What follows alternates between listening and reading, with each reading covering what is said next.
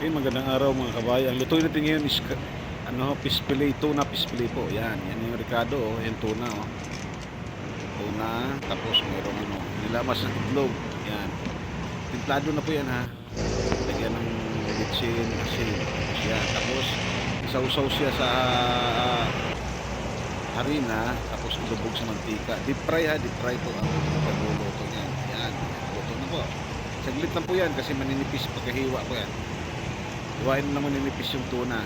Yan. Yan. Hango ko na ho. Napakadali lang ho siya. Napakadali. At saka napakasarap. Tuna po na isda. Tapos ipili mo. Tapos timplahan. Lagyan ng itlog.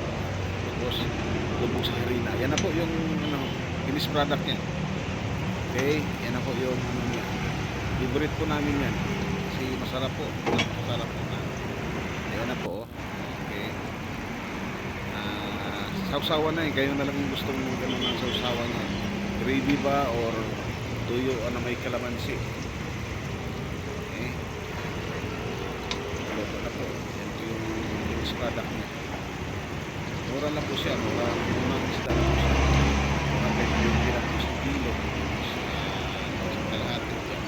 Luto po siya. Salamat po.